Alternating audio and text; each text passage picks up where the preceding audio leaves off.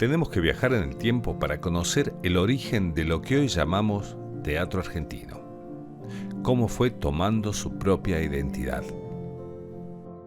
Mucho antes de que Argentina se independizara de España, antes del 1800, en estos suelos coloniales, las decisiones y el acceso a ciertas comodidades quedaban limitadas a los de mayor riqueza, los que generalmente provenían de España y extrañaban su tierra de tal forma que trataban de repetir modos y costumbres de aquellos lugares.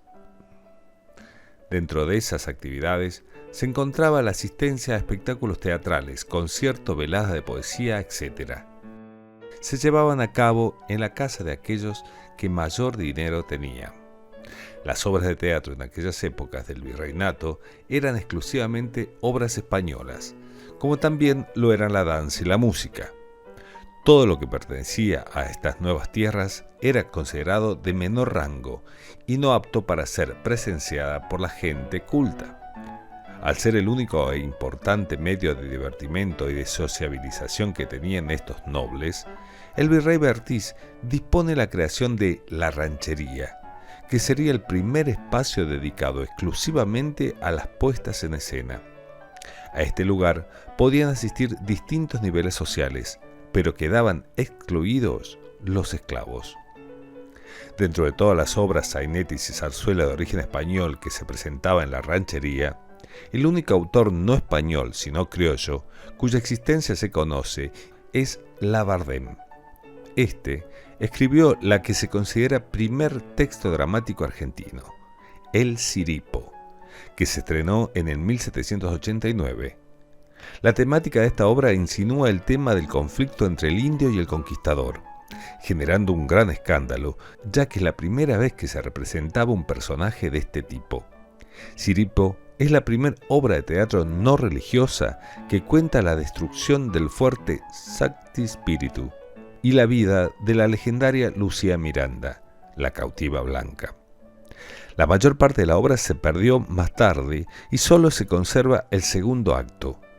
Se cree que la obra estaba en cartel en el Teatro de la Ranchería en 1792, cuando se produjo el incendio que terminó con la destrucción de la endeble construcción. Un cohete volador, disparado desde la iglesia de San Juan Bautista a 2 cuadras del teatro, cayó sobre el techo del mismo, que era de paja, causando la destrucción total del edificio.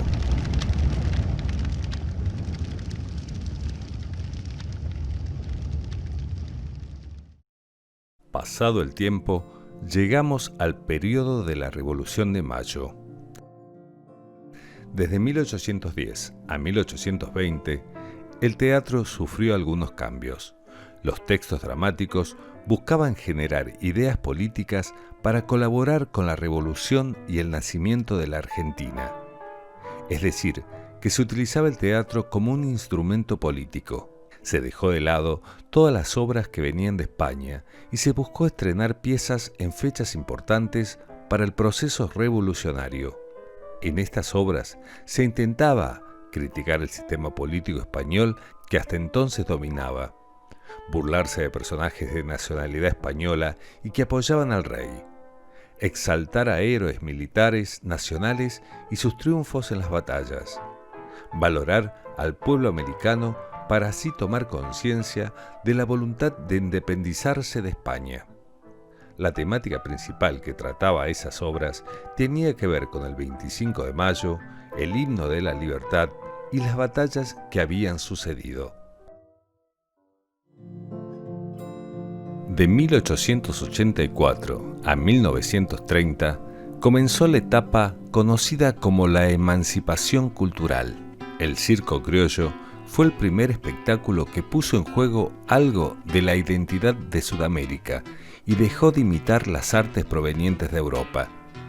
Los espectáculos consistían en presentaciones en carpas que iban de pueblo en pueblo y gozaban de gran aceptación popular. El circo criollo es históricamente el origen del teatro argentino.